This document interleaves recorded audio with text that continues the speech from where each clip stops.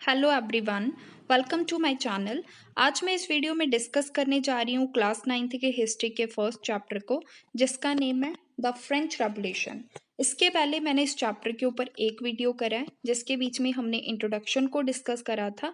अगर आपने अभी तक उस वीडियो को नहीं देखा तो नीचे डिस्क्रिप्शन पे जाएं, वहाँ पे मैंने उस वीडियो का लिंक शेयर कर दिया है। तो चलो स्टार्ट करते हैं हम अपने चैप्टर के फर्स्ट टॉपिक को, जिसका नेम है French society during the late 18th century. मतलब फ्रांस की सोसाइटी की कंडीशन कैसी थी during late 18th century.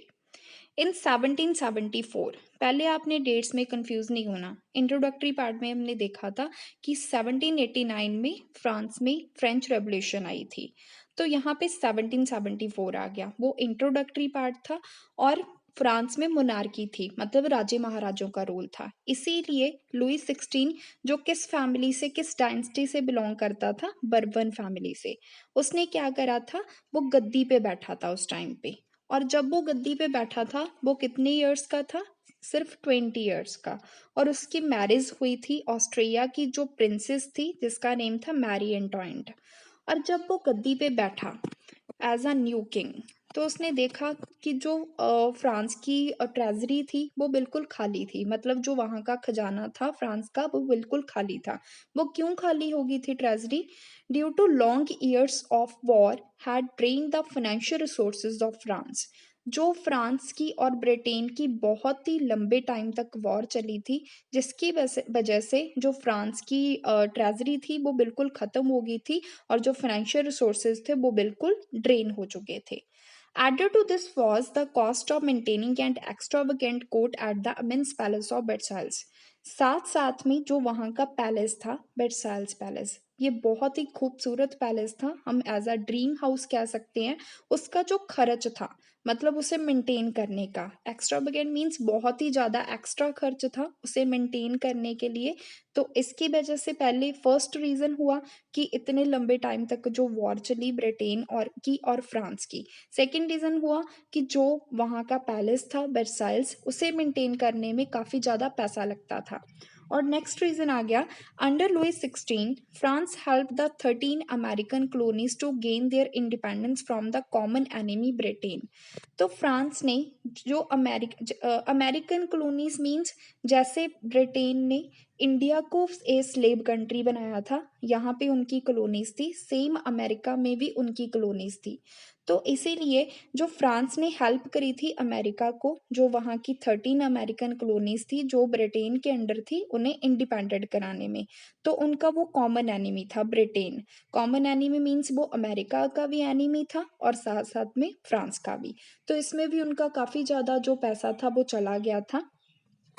The war added more than a billion livers to a debt that had already risen to more than 2 billion livers। तो इसकी वजह से जो उनके ऊपर काफ़ी ज़्यादा कर्ज चढ़ गया था। यहाँ पे ये लिवर्स मीन्स उस टाइम में करेंसी थी फ्रांस की, जैसे अब हमारे कंट्री में रुपीज़ करेंसी है ना, वहाँ पे जो फ्रांस की उस टाइम में करेंसी थी उनको लिवर्स कहा जाता था। तो इसके जो उन्होंने काफ़ी उधार लेना स्टार्ट कर दिया, तो उनके ऊपर विलियंस की जो लिवर्स थे उनके ऊपर कर्ज चढ़ गया। तो ऑलरेडी भी उनके पास, उनके ऊपर जो 2 बिलियन लिवर के करीब जो क्या था, कर्ज था। इसकी वजह से जो लैंडर्स थे, मतलब जिनके पास पैसा होता था, जो उनको कर्ज देते थे, उन्हें लोन दिया जाता था, who give the state credit now again to charge 10% interest on loans. तो उन्होंने उसके ऊपर जो इंटरेस्ट था, मतलब जो वो ब्याज लगाते थे, वो भी उन्होंने इंक्रीज कर दिया।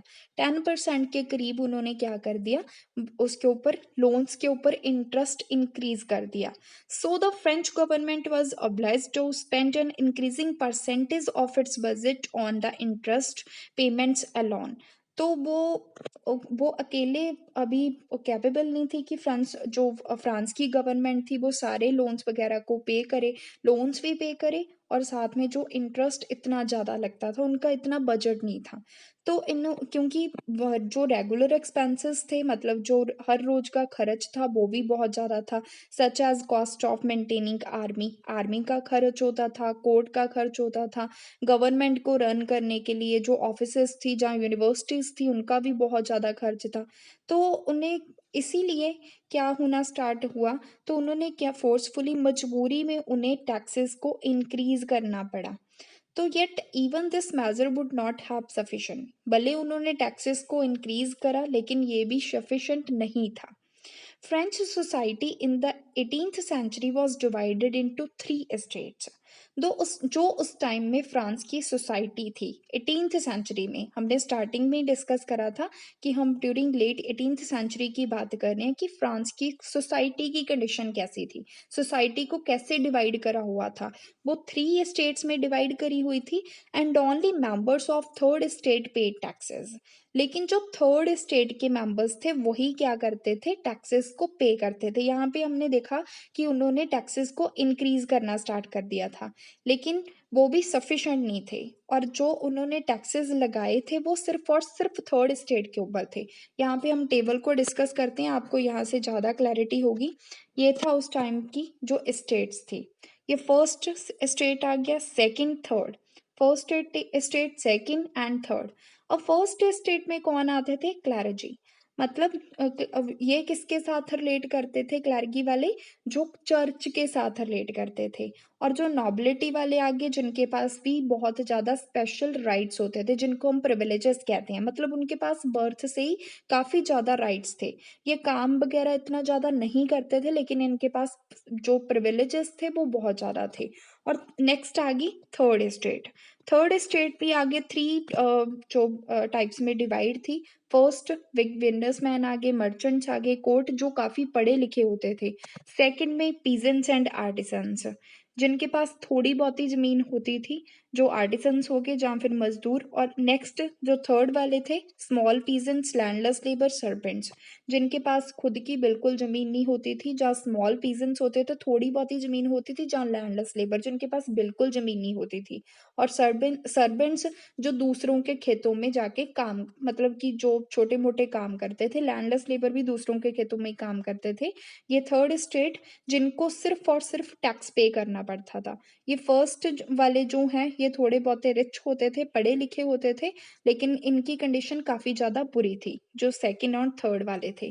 तो मतलब यहाँ पे आ गया फर्स्ट एंड सेकंड स्टेट, जिनके पास स्पेशल प्रिविलेजेस थे। वो इतने ज़्यादा एजुकेटेड भी नहीं थे, इतने ज़्यादा पढ़े लिखे भी नहीं थे, और वो कोई काम भी नहीं करते थे, लेकिन उनके पास स्पेशल प्रिविलेजेस थे। ना ही वो कोई टैक्स पे करते थे, उनको कोई टैक्स नहीं पे करना पड़ता था। लेकिन जो सारे के सारे जो टैक्स पे करने पड़ते थे वो थर्ड स्टेट वालों को करने पड़ते थे। उनके पास कोई भी स्पेशल प्रिविलेज, कोई भी स्पेशल राइट्स नहीं थे, कोई प्रिविलेजेस नहीं थे बर्थ के। तो वो खुद ही जो उनको मेहनत में जो भी वो हार्डवर्क करते थे उसके वो टैक्स पे करते थे। तो यहाँ पे आ जाओ next. The society of estates was part of the feudal system that dated back to the middle ages. जो सोसाइटी थी उस टाइम, ये स्टेट्स, वो किसका पार्ट था, जो फ्यूडल सिस्टम था, जो अगर हम मिडल एजेस के बारे में देखेंगे तब चलता था। द टर्म ओल्ड रिजीम, अब ओल्ड रिजीम का मतलब होता है जो पुराना सिस्टम था, जो 1789 से पहले जो सोसाइटी थी, मतलब जो उस टाइम पे जो भी कंडीशन थी फ्रांस की, उसको हम क्या कहते हैं, ओल्ड रिजीम, जो उस टाइम का सिस्टम था। उसके 1789 फ्रेंच रेवोल्यूशन से पहले जो भी फ्रांस की कंडीशन थी उसे हम ओल्ड रिजीम का नेम देते हैं। Figure 2 shows how the system of states in French society was organized। तो यहाँ पे जो फिगर, यहाँ पे हमने देखा कि उस टाइम की जो सोसाइटी थी कैसे ऑर्गेनाइज करी जाती थी। Peasants made up about 90% of the population. जो इनकी जो पीजेंट्स की जो मजदूर थे वो उनकी कितनी थी पॉपुलेशन, 90% के करीब, मतलब ज़्यादातर पॉपुलेशन पीजेंट्स की थी। However only a small number of them owned the land they cultivated. लेकिन 90% पॉपुलेशन के पास बिल्कुल थोड़ी सी ज़मीन होती थी, जबकि वो ज़्यादा पॉपुलेशन है तो उनके पास ज़्यादा रिसोर्सेज वगैरह होने चाहिए, लैंड ज़्यादा होनी चाहिए, लेकिन उनके पास खुद की ज़मीन नहीं थी कल्टिवेशन के लिए। About 60% of land was owned by the nobles, और nobles, the church and other richer of members of the third state. और जो 60% के करीब जो लैंड थी, मतलब 60% की लैंड, 100 में से 60% जो लैंड थी वो नोबल्स के पास थी, चर्च के पास थी, जहाँ फिर जो रिचर मेंबर्स होते थे थर्ड स्टेट के। रिचर मेंबर्स कौन थे, यो हमने यहाँ पे डिस्कस करा, जो पढ़े लिखे थे, जहाँ जो थर्ड स्टेट के फर्स्ट स्टेट के थे मेंबर्स, ये वाले, इनके पास जो थोड़ी बहुत ही लैंड थी। तो the members of first two states, that is clergy and the nobility, enjoyed certain privileges by the birth. मैंने already discuss कर दिया कि उनके पास काफी ज्यादा certain जो privileges थे जो उन्हें जन्म से ही मिले हुए थे। ये the most important of these was exemption from paying taxes to the state। मतलब उन्हें कोई भी जो सबसे important thing ये थी कि उन्हें कोई भी टैक्स स्टेट को नहीं पे करना पड़ता था। उसे किंग को उन्हें कोई टैक्स नहीं पे करना पड़ता था। सारे के सारे टैक्सेस थर्ड स्टेट को पे करने पड़ते थे। अब थर्ड स्टेट की तो कोई गलती है नहीं थी इसमें। वो एजुकेटेड भी थे, लेकिन कई मेंबर्स, सारे नहीं, तो फिर भी उन्हें टैक्सेस वगैरह पे करने पड़ते थे। The nobles further enjoyed feudal privileges. अब जो नॉबल्स थे वो काफी ज्यादा फ्यूडल प्रिविलेजेस इंजॉय करते थे।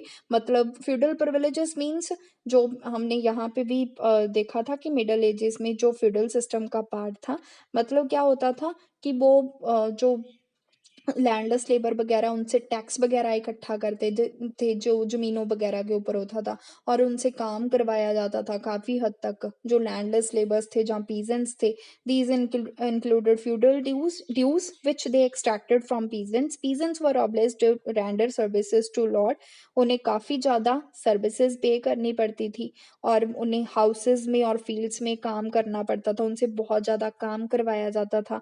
आर्मी में भी उनको सर्व करना पड़ता था, और साथ साथ में वो बिल्डिंग रोड्स वगैरह को बनाने में भी पार्टिसिपेट करते थे। मतलब उनसे से ज्यादा काम करवाया जाता था, काम भी करवाते थे और उनसे टैक्सेस भी लेते थे।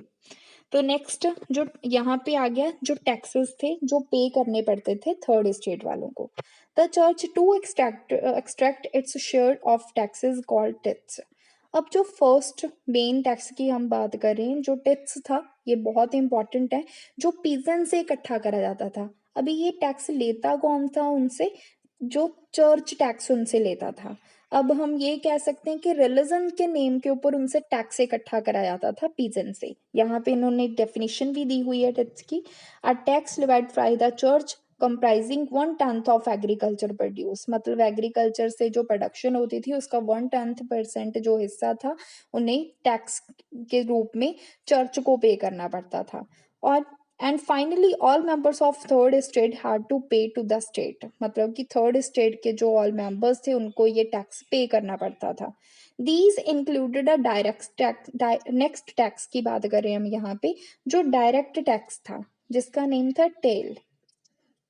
ये डायरेक्ट टैक्स स्टेट को पे करना पड़ता था। ये तो था जो चर्च को पे करना पड़ता था। अब जो टेल था ये उन्हें डायरेक्टली किसे स्टेट को पे करना पड़ता था। और साथ साथ में बहुत ज्यादा इनडायरेक्ट टैक्स भी थे। अभी जैसे हम इनकम टैक्स जहाँ और कोई टैक्स पे करते हैं, तो ऐसे ही उन्हें बहुत ज्यादा इनडायरेक्ट टैक्स और इनडायरेक्टली जो टैक्स पे करने पड़ते थे, इसमें कौन सी चीजें आती थी, जो एवरीडे कंजप्शन की चीजें होती थी, लाइक सॉल्ट हो गया, टबैको हो गया। The burden of financial activities of state through acts was borne by the third state only. लेकिन जो वर्डन था, मतलब सारा का सारा वर्डन जो टैक्सेस का था वो थर्ड स्टेट के ऊपर था। तो यहाँ पे हमने डिस्कस करा कि फ्रांस की उस टाइम में कंडीशन, मतलब कि सोसाइटीज की कंडीशन कैसी थी। ये काफी इंपॉर्टेंट टॉपिक है जो आपने ये सारा देखना है। ये first state, second state, third, ये आपने सारा ध्यान से पढ़ना है। और टैक्सेस को भी आपने याद रखना है। ये शॉर्ट क्वेश्चंस के लिए काफी ज्यादा इंपॉर्टेंट है। तो यहाँ पे ये पिक्चर में भी शो करा गया है कि जो ये नॉवल है, ये जो जिसके पास खुद की जमीन काफी ज्यादा है, और ये जो पीजेंट है, जो दूसरों के खेतों में बेचारा काम करता है, और जो फिर भी उन्हें क्या है, जो थोड़ा बहुता वो कमाते थे, और वो टैक्स के रूप में उन्हें किनको देना पड़ता था, जाके नॉबल्स को। भले इसके पास खुद के पास, ये देखो, उसके पास खुद के पास काफी ज्यादा है, लेकिन वो फिर भी उसे क्या करता था, उन्हें, मतलब उन्हें कोई तरस नहीं आता था इनके ऊपर, जो लैंडलेस लेबर थे, जहाँ पीजेंट्स थे, उन्हें क्या करना, उनसे धक्के से वो टैक्स के रूप में जो डेली की चीजें थी, जहाँ कोई और टैक्सेस वगैरह थे, वो लेते थे। तो यहाँ पे हमारा ये फर्स्ट टॉपिक खत्म हुआ। तो नेक्स्ट हमारा टॉपिक है 1.1 द स्ट्रगल टू सर्वाइव। इसे हम नेक्स्ट वीडियो में डिस्कस करेंगे। Thank you.